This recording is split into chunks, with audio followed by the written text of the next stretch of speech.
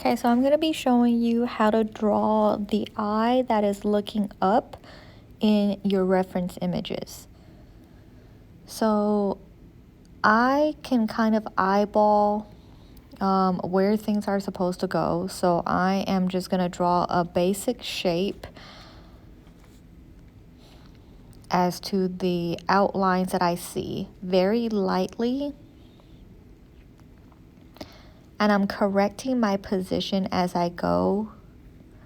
So I'm not really worried about shading or outlining or anything like that right now.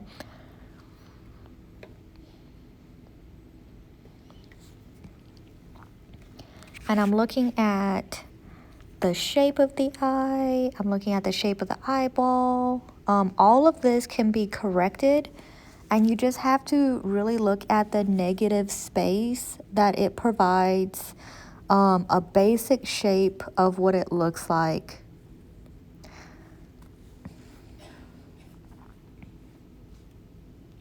As in other videos you've watched, you're going to be shading in the crease.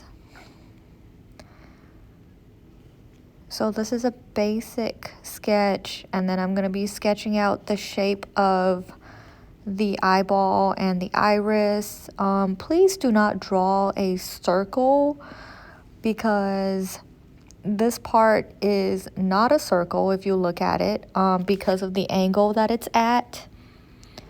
If you would like to complete the iris, like the other video was showing you, so that you don't, draw like a really random shape, you can do that as well. But this is not even like an oval.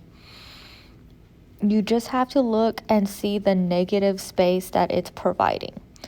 So I drew the side of the face so I can use that as a comparison. And of course I turned my notebook around so that I can kind of work outward. And you can do that with however you're comfortable drawing. So when you work on eyelashes, you don't want to make them solid lines. You want to wisp them out because it's hair. So when you're drawing hair, you want to make them wispy. So I'm going to start shading in the iris. This could be called something completely different, but I'm going to say that this is the iris. And you want to make sure that the pupil, which is the darkest part of the eye, is not a circle also. So depending on which direction the eye is looking at you, it's really important for you to get the correct shape of everything. Because if you just draw a circle, they're very generic, and it's not going to look like the person that you're trying to draw. So you want to add the details in the eye because it is a close-up. Now, obviously, if you're drawing a person from further away, you wouldn't have all the details in the eye because you would just have the reflection. But because you're drawing it so close up, you want to have the details.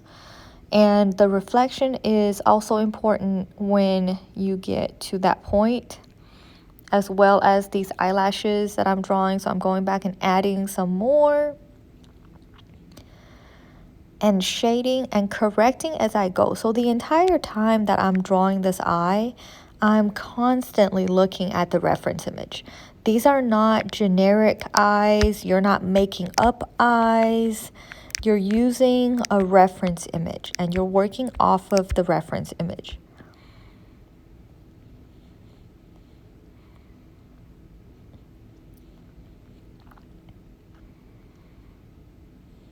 So the darkest part of the crease would be when there is no light. So you'll want to make that part really dark.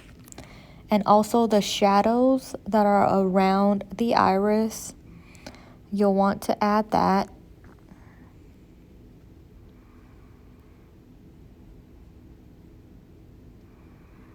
And even though the eyeball is white, if you really look closely at it, because it's round, it still has a different value.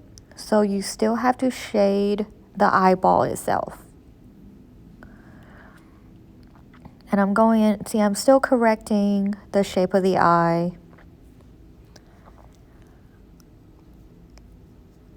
And you'll want to add the bottom eyelashes and every step of the way you want to look at your reference image.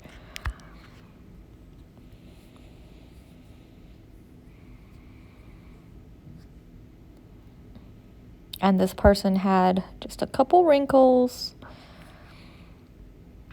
And I'm going to shade everything in, add some more eyelashes, do a little more shading.